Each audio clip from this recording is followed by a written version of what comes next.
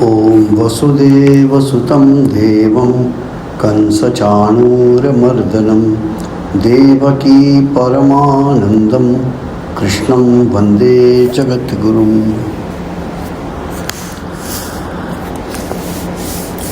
So we are in the 5th chapter of Bhagavad Gita. In last quite a few, at least 3 to 4 classes, we discussed mainly on the,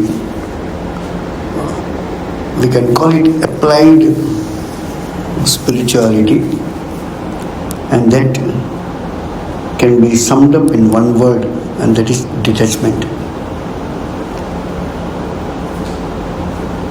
It is the attachment which comes out of strong desire for the object, and the desire comes out of ignorance. We have discussed it earlier, but it is always good to know about it. Ignorance is the root cause of everything. Ignorance about the self. Ignorance about why we call self, why we do not call ignorance about God. In general, whenever we say God, because of our religious way of life, I am somebody, you are somebody, and there is God. This concept is always there in our mind. So when we say ignorance about God, then you see, okay, let me read the Krishna's life and Rama's life and Ramakrishna's life and all that. No. That is one thing. Why do we read their life? Because they realize the truth. And here is the concept which is very important for us to know intellectually. There is one information from childhood. If you think about your parents, about your friends when you were in primary school, secondary school, about your teachers, about your neighbors, these are all people came, you went to different places. Everything is part of the information about this world, which you perceive through your senses. Oh, I have seen many places, I have heard a lot of music, I have eaten different dishes. Why? All these different senses we have observed, perceived and experienced the world. Nothing more than that. But then, this information can be forgotten, this information can be modified, this information can be changed, and your liking for the information may also change. Our liking, dislikes are very, very fragile. Oh, I like that country very much. Will you like to go down? No, now I don't go. Now it is very difficult situation. I don't want to go there. What happened to your liking? Our liking is till the object of world, objects of this world, till they become source of my happiness. Till then my liking is there for that. Just see if it is true or not. Whether it is a place, whether it is a person, whether it is any object. So far as these becomes the source of happiness to me, I am attached to it. As soon as that object ceases to be the source of happiness for me, my liking evaporates. That's why it is called desire.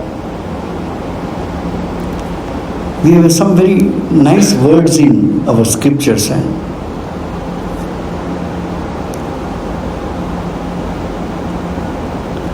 All your information, knowledge, etc., in your mind it is there. You saw a garden, you saw a beautiful flower. And it is very natural for you to try to touch it. If you are allowed, you can pluck it. And it is so natural for people to do it that people have to write, please don't touch the flowers or pluck the flowers. Because they know it's a very natural tendency for you to go and touch and pluck it. An object which you appreciated. This appreciation is the first sign of attachment. That's why it is called abhinivesh. Nivesh means, and nivesh word is used also for investment. Abhinivesh. Abhinivesh is you invested yourself in liking this object. What do you mean by I like this flower very much? What do you mean by it? If I have it, I will be happy. That's the meaning of liking. Oh, I like this phone. That means if I have it, I will be very happy. For my happiness, the ownership of the object is important. So they say, no, it's only for seeing, don't touch it. So people keep on watching it and try to derive happiness out of it. Whichever object of this world, object of seeing, object of hearing, object of touching, object of smelling, object of tasting, whichever object, till that object is a source of happiness for me.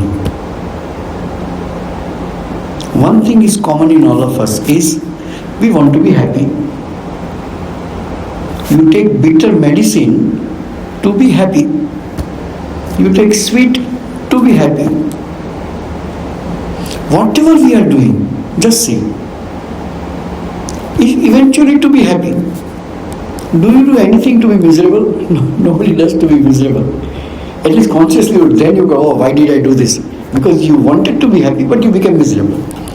But you do not put effort for anything which makes you miserable. We always want to be happy. Not only we, even an insect.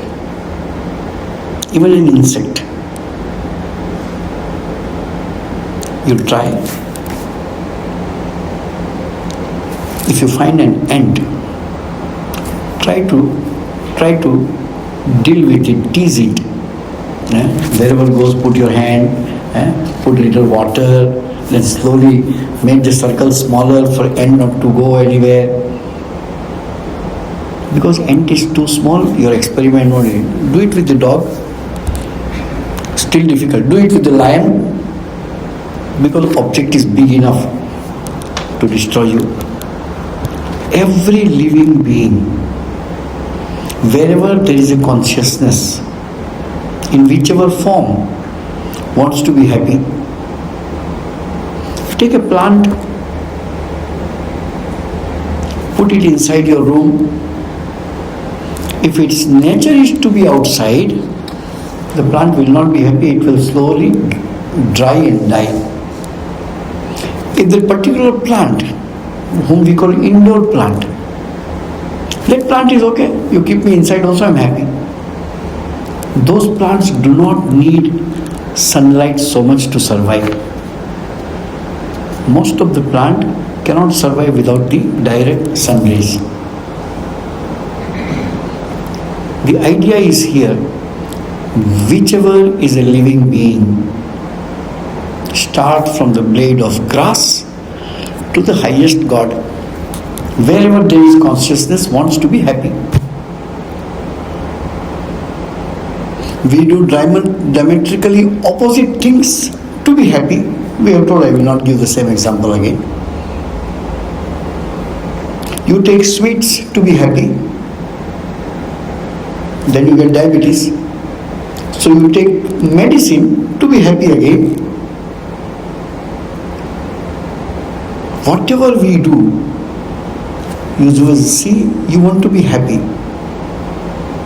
Expression is different.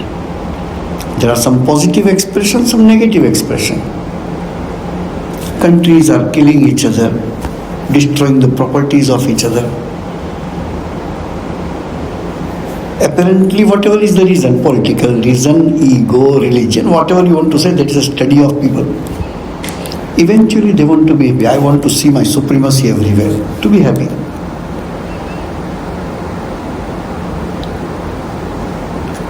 So, why it is so? Why whoever created this world, whether God created or organically the world is created, we do not know. Why each and every living being wants to be happy? By harming others or by loving others? Purpose is the same, to be happy. Because that is one of our original nature, to be happy.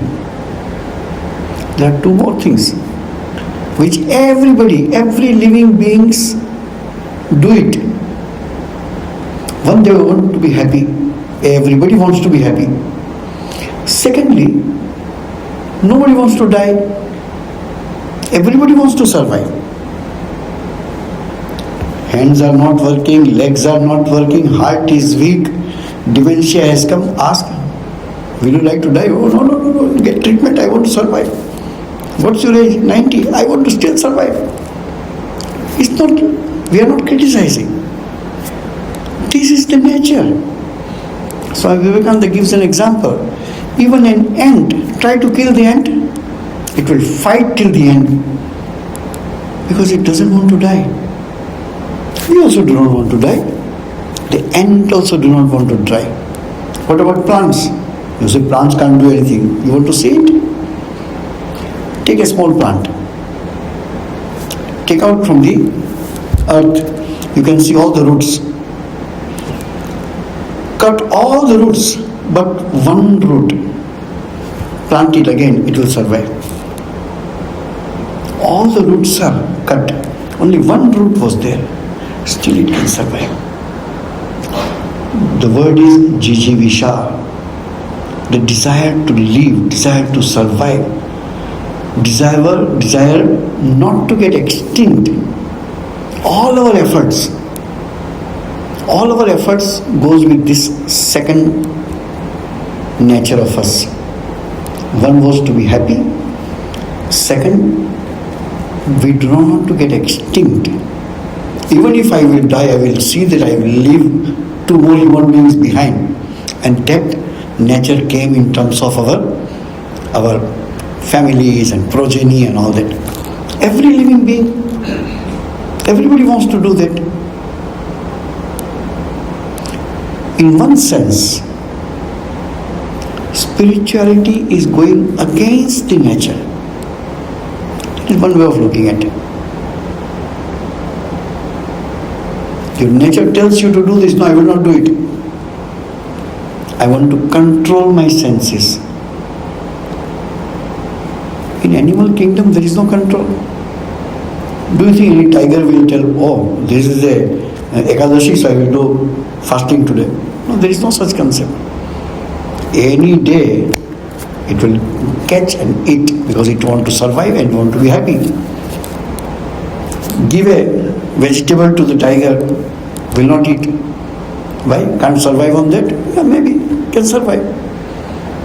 If a goat can survive on leaves, why can't tiger survive? But no, tiger wants one kind of food, just to be happy.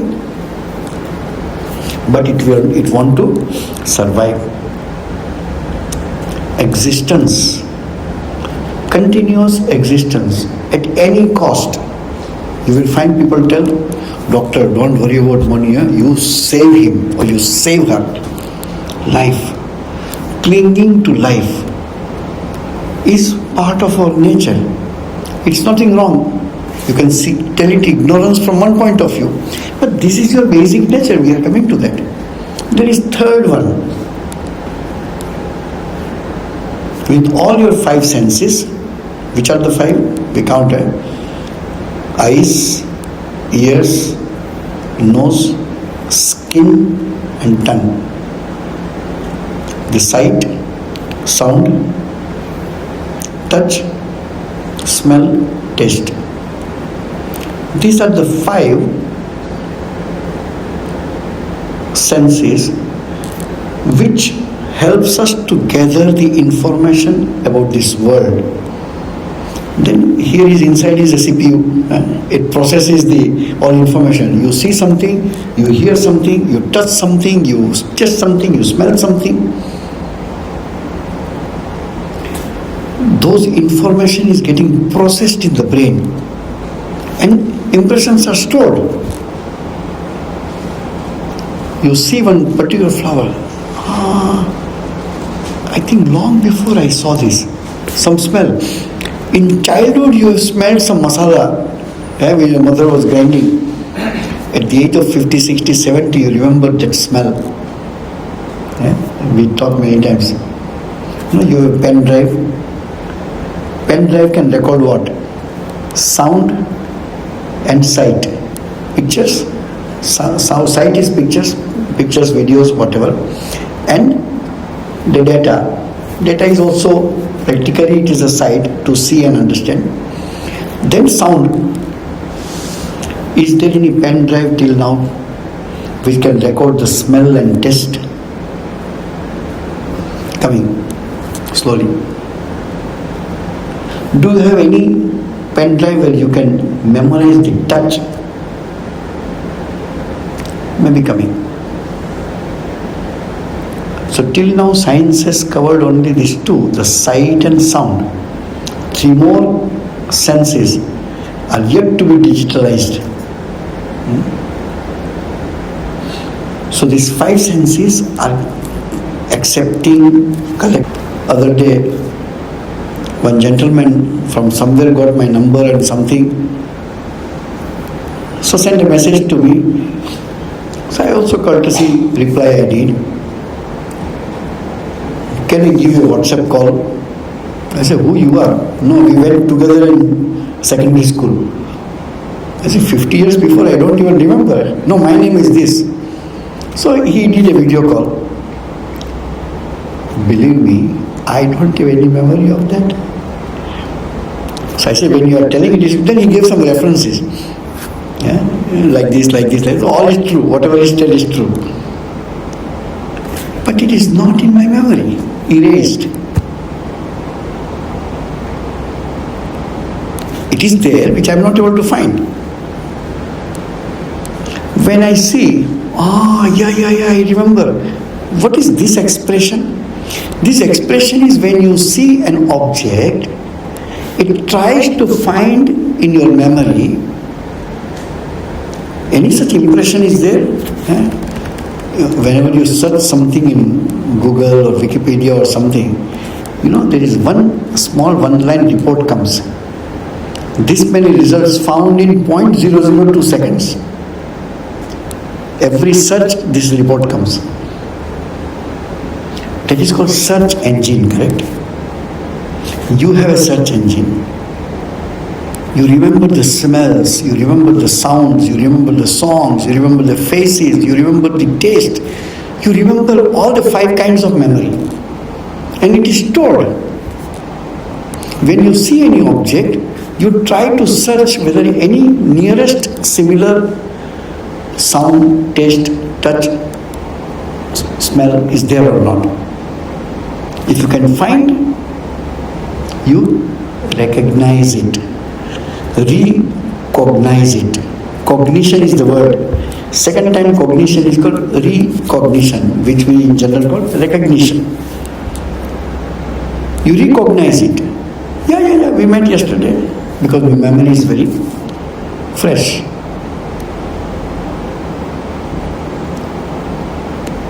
So 2 items we covered. Everybody wants to be happy and everybody wants to survive. Nobody wants to die. Extinct. No, I don't want to be extinct. I want to survive. There is 3rd aspect. Is this continuous hunger for knowledge. Because of that science, because of that inventions, because of that discoveries, because of them, every day something new is coming. Why do you think human being needs that? He can't live without that. You create new things every day. Other day somebody told me, "Oh Swamiji, I saw a new plan, iPhone 17 I got." Why? Earlier phone was working? Yeah, working. Oh no, something new. Not out of luxury, no, that's a different concept. Some new facility, some new AI, some new apps, some new software, something new. You want to know. Earlier, 30, 40, 50 years before, we cannot know. We go to library, take out the big books and search pages after pages and months after months to get one reference. Now, enter and you get that reference. This became easier, is a science. But this continuous hunger, you just get some, these are all you people deal with every day, nothing new. You know how many people visit Google every day? You yourself visit at least 100 times a day. Billions of times people visit that website. Everybody searches something new. What you are looking for? I want to know more and more about the subject which is absurd, but still I want to know. I want to know which player made how many goals, how many runs, how many wickets, how it is useful in your life. No, I want to know. Meaninglessly, but I want to know. Who wear what kind of dress, what fashion, I want to know. Why? Helpful to you? No, still I want to know. This continuous hunger of knowledge, that's why this is age of information. The more information you have, you are powerful. Information is wealth. Why it is called information is wealth? Actually, information is not wealth, knowledge is the wealth. Information changes, knowledge doesn't change. And what is the difference between information and knowledge? Of course, then comes wisdom. What is information? Everything is information. Anything about this world is information. When those information is translated in you, how? You become habituated with that, you become master of that, that is your knowledge part comes. Then you create out of that information. That is the knowledge part. You have done your master degree. No, but he is just a secondary school boy, but he creates software. Internet is full. 12, 13, 14 years of children creating apps. I know one boy, my friend's son. The USA newspaper wrote the youngest professor in our universities, 14 years old boy, is teaching the graduation class. How he knows? He said, I don't need, everything comes in my mind. When he was 10, 11 years old, he told to his father, who has never crossed India, "Father, buy a ticket for me, I want to go to Barcelona." So father said, "Where is Barcelona? And why you want to go?" "No, don't worry, they will reimburse. What you are going to do it?" Father doesn't know, he is a good student, that much he knows. "No, I have created something in computer, that is the Indian language, whether it is software or app or whatever, I have created something in computer." Then the father came to know that 12 years old boy has created 200 apps during his school vacation. From nowhere he knows the coding and everything without going anywhere. So they took him to Barcelona in a big conference, he gave lectures. Hundreds of people. At the age of 16 he started his company. Went to America and taught in the universities at the age of 15, 16. This knowledge, who empowered him? You and me cannot do if we are not that smart. Something empowered him to do that, and that is called knowledge, not information. Information you don't need to remember. Everything is there in computer. You search and you have information. But when information is collected, is turned into knowledge. But what is the basic difference between information and knowledge? You came to know that omelette is prepared in this way. That is information. Then you know how to make omelette. Then you become expert in making omelette. Then you create a new dish of egg. Difference is there in your maturity of your knowledge. That's what Sri Ramakrishna in his simple word says. Somebody has heard about milk, somebody has seen milk, and somebody has drunk milk and became strong. There is a difference in maturity of the knowledge about milk. This fellow had information, white in color, full of calcium. He can write an essay. Have you drink milk? No, I have not drink. This fellow doesn't know the chemical composition of milk, but he has drunk milk. Thakur says he is Vijnani. He doesn't need to bother about information. You decide whether it is calcium or protein or whatever. He doesn't care. Because he has got the essence of all information. That is the testing and becoming strong after drinking milk. Information, knowledge and wisdom. There is a one aspect. Sometimes we talk. What is knowledge? Information you can alter. Information you can change. Information you can reject. Information you can put in the file and forget. Knowledge? Knowledge becomes part of you. Knowledge becomes you, or you become knowledge. How? We give example. I want to drive, but I don't have a license, I don't know how to drive. So I go to the driving school and I learn driving.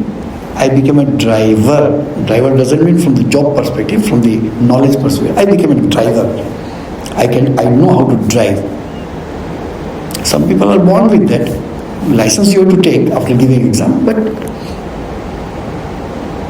nobody taught me how to drive. Nobody taught me how to drive. No second person sat and taught this is this. I started driving with a big bus. So somebody told, you can drive, I will give you a license. So license came in, I started driving on the road. Nobody need to touch. Nobody need to teach, sorry. So you didn't know driving, you knew driving. Is there any way to remove this knowledge of driving from you? There is no way. Driving became you. That's why you are called driver. That knowledge of driving, it is not writing an essay about how to drive. No. I don't tell the name, not good for me to say. One young boy, Chinese boy in Singapore, many years before. His father told him, I will give you $10 a day, not more than that. Whatever you want to do, you have to do out of $10. That boy knew how to manage money. Some saved money, different ways of managing, etc. And he started doing a small venture, not established business, but a small experiment he did. And he says that overnight I earned $1,600 when he was 16 years old. Did everything legal, moral, nothing immoral about it. Then he started putting his brain. By the age of 20, 21, 22, went to NUS to study. So study finance and this and that. So the professor came and told, so here are the ways and means how to become a millionaire, this and that. That boy is 22 years old. He asked this pertinent question which Sri Ramakrishna talks about. He asked the professor, sir, you are teaching students how to be a millionaire. Have you earned $1 million? Professor said, no. I give information to the children how to earn money. I have not made million. At 22 years old, I made my first million when I was 20 years old. This state, forget about the person, million and all that. Professor has information on how to be rich. He is rich. Difference is there. Here is information, talk. But here is a knowledge which comes out of experience, not out of lecturing, not out of books. That's why scriptures are good to read. But scripture will not give you a certificate that you can realize the truth. That is up to you. You do continuous cogitation, argumentation, meditation, whatever you want to say. Scriptures will tell you the truth as an information. But you have to make this information into knowledge. So this continuous hunger of knowing things is the third aspect. So we have three aspects we taught. Nobody wants to die. Everybody wants to be happy. And everybody has a constant hunger of knowledge with all the five senses, continuous gathering information, converting into knowledge, some intelligent converting to wisdom. But these three tendencies never die, are never eliminated from any of us. Do you think after a certain age you do not want to be happy? Mm-hmm. Do you think after a certain age you want to die? No. Do you think after a certain age your hunger for knowing things? No. It is continuous. It is constant. It is all the time. It is born with you. When you die also it is with you. Now I give the Sanskrit name for these three tendencies. Then picture will be clear to you. To exist is called Sat, S-A-T. To know is called Chit. And to be happy is called Ananda. Sat, Chit, Ananda. Why it is called? It is your nature. How Satchidananda is your original divine nature with these three tendencies. If you put these three tendencies into proper use, if you use your five senses for a proper use, see, God has given us hands, correct? People are using their hands for a wrong purpose also, killing each other, harming each other. But there are people who use these two hands for a positive purpose, serving people, helping people, constructing something new. Or if nothing can be done, at least sit at home and do japa. Holy Mother says in her very simplistic way, when God has given this body, utilize it for a higher purpose. Common purpose everybody uses. You are not great because of that. But those who use this body, those who use these senses for something higher purpose, even unknowingly society respects them. Because they are important from this point of view. If you become a source of happiness for others, if you become source of blessings for others, whichever way, not need to be in only spiritual way, society give importance to you. A singer sings so well, people are so happy, a few million followers. Why? Because he can give happiness. He became the source of happiness. She became the source of happiness. So this Sat, Chit and Ananda, which is constant, inherent, cannot get rid of that because that is your nature.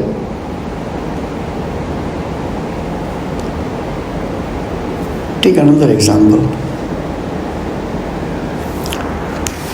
Many of you may have in your house, or at least you have seen it, aquariums. In how small aquariums are there? Well, small or little fish is there. Take out one fish and put on the table. What it does? Slowly it dies because no water. But till it dies, what it does? Looks for water. Wants to go back to water. Because without water it cannot survive. In the same way, without these three we cannot survive. Sat, Chit and Ananda. We want to be happy. You can't survive without being happy. Without accumulation, gathering knowledge and become richer in knowledge, you cannot survive. And you cannot survive without this instinct of survival. Those who are in a medical line knows that. There is something called will to live. Some people, because of their ailments and problems or whatever, loses interest in survival. What is the meaning of this life? Body, so many diseases are there. So they lose. No doctor can treat them. Those doctors were asked, why you can't treat him? He doesn't have will to live. But if you have a will to live, you can be forcefully, because of diseases or whatever, we die. Nobody wants to die, not even an ant. So this surviving, existing, knowledge, gathering knowledge, and desire to be happy. These three tendencies are in every living being. There is another big subject. What you call inert, which you call inert, doesn't move, doesn't seem to have life. From spiritual point of view, there is no manifestation of life. I am not good in science. For example, a piece of stone put here, it cannot move. Why? It is inert. You will say it is inert. I will say it is inert. It is a stone. There is no life in the stone. Ask the physicist. Every atom, electrons are moving. If there is a movement inside, how you call it is dead? How you call it is inert? Shakti is there, no power is there. I am not good in science. Taking one electron out in a whatever science they call it, can create so much energy because it is made of Shakti. This is inert stone.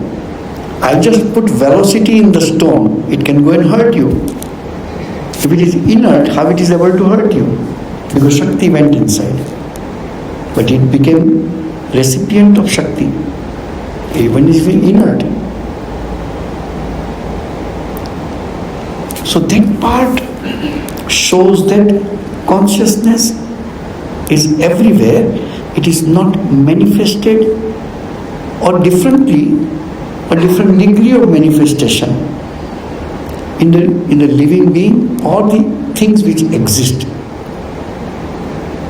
I don't even remember. I saw other day one video, very interesting. If you sit like this quietly, meditate, I am so quiet. Do you know the earth itself is moving thousands of kilometers per hour? Maybe more than some lakhs kilometers it seems. But you and me don't feel. You say I am quietly sitting. Do you think we are moving? No, we don't have a sense of moving. This is the relative existence. The earth is moving, the moon is moving around the earth, even the sun may be moving in some galaxies. You see the pictures of galaxies, even suns are moving. Lakhs of kilometers per hour, but we don't feel. So don't say that just because you don't feel, that doesn't exist. No. Your sensory system is not able to understand that the creation is such. Very interesting. You see the tall buildings. Singapore is going to construct 60-story HDB. 60-story. So long, tall building, at least 1,800 1,800 feet. 3 meters, maybe it is 180 meters. Tall building.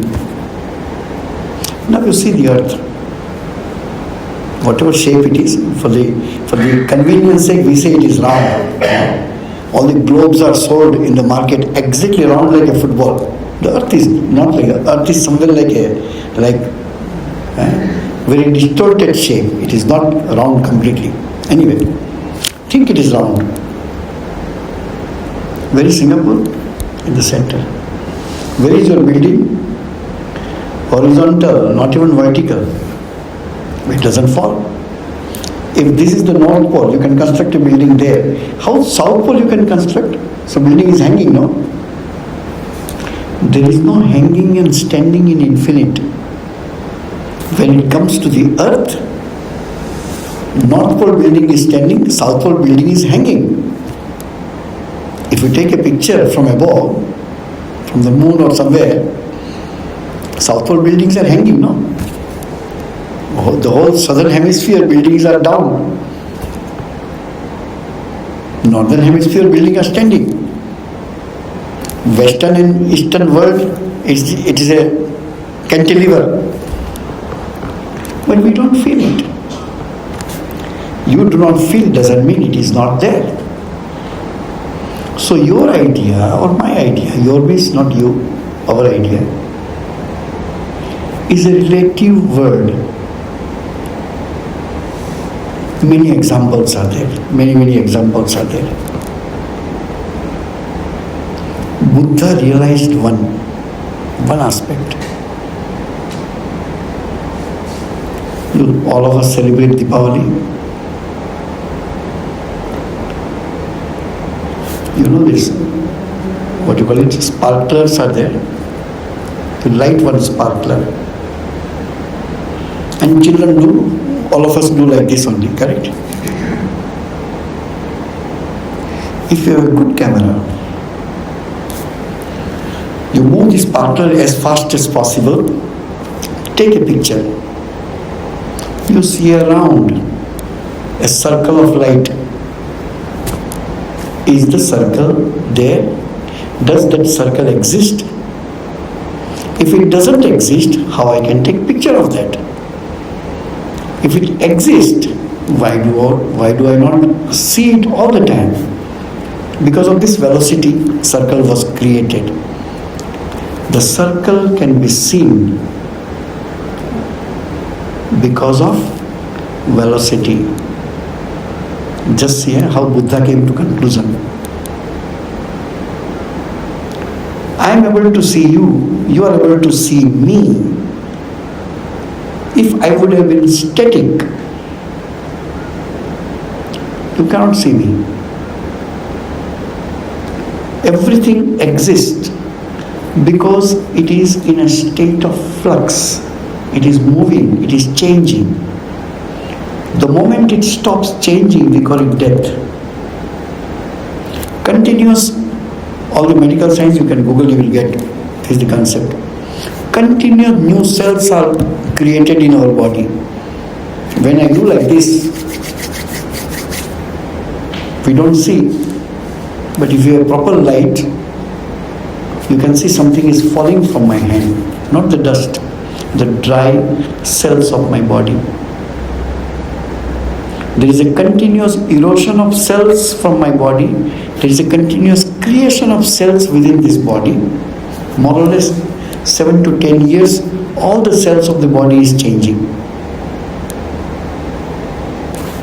Say for example, I don't know, just for the sake of understanding. For example, 1 trillion cells are there in the body. In 10 years, 1,000,000,000,000 cells are changed. In 1 year,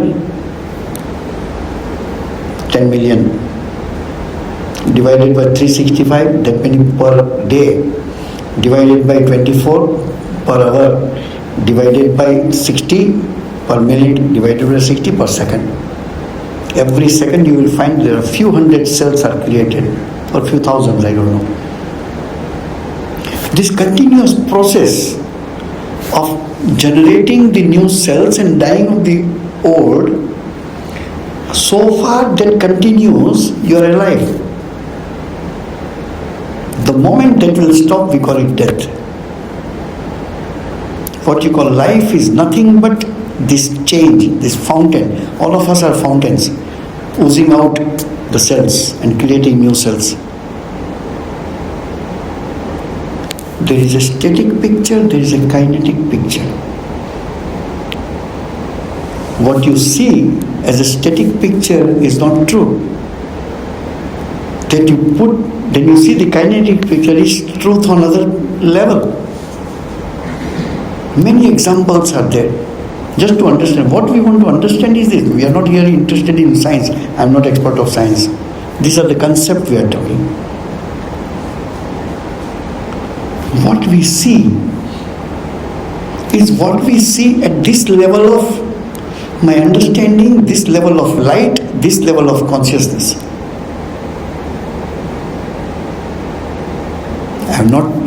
I'm confessing, at this age I don't need to tell lies. There is a book I wanted to read. First 10-15 pages I read, then I can't understand. It's called Tao of Physics. Those who have read maybe. In the introduction, that Fridge of Capra he writes, he was sitting on a seashore. Waves are coming. One wave is coming to the shore. By the time he's reaching, another wave comes and overlaps that wave. He says, this I saw. And suddenly I do not know. My mind started thinking what in our language we could have called it trance or whatever. And that became the inspiration for him to write this book. The play of consciousness. Whatever your activities we see, Hinduism always connects it with this truth in form of God. That's why when we are constructing this cultural center, we have a thought, somewhere in a prominent place we are going to put a small Nataraja. Nataraja is nothing but whatever is going on. The continuous movement of electrons, continuous desires of human being, continuous activities, moving of traffic, moving of the earth, this continuous gati or the speed or movement is Shakti. And this is called the cosmic dance of Shiva or Mother Kali, whatever you want to, whichever way you want to say. So we talk today these three aspects.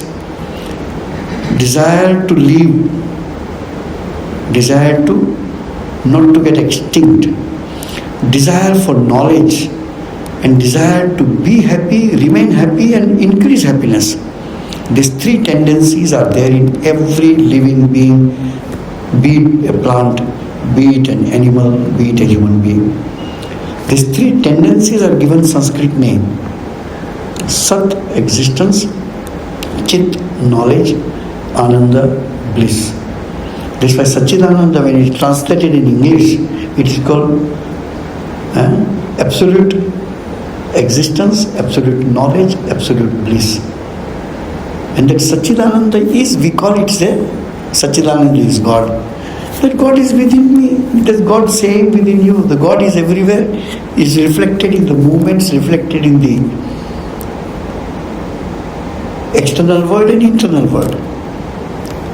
So that's how Vedanta wants you to realize this truth. Everything becomes secondary. You will just think, if you want to meditate on this, Does it matter whether you are a man or a woman? No. Does it matter whether you are Singapore, India? No. Nothing matters. Everything becomes secondary when you concentrate on that. So that spirit, in one way it is called introspection, concentration, highest goes to samadhi. In other way, from external world, when it is a secondary, you start giving less importance to it. So the renunciation came into picture. No, that is not important. Until I am detached with these things, I can concentrate. So detachment started, renunciation started, giving up started. So that's how renunciation comes. So this is the idea that scriptures continuously are telling us this, that you are that God, that divinity is within you, that consciousness is within you. That we need to realize. By pouring water on Shivlinga or by offering flowers, fruits, etc., whatever you want to do in the name of spirituality. The goal is this. Goal is this. Same goal to reach. Since we are in a very primary stage, that's why we are taught to do some rituals and spiritual practices. Goal is that. That goal we achieve, and then there is a meaning of life or successful life of all. Thank you. Om Shanti Shanti Shanti Harihi Om Tat Sat Sri Ramakrishna Arpanamastu.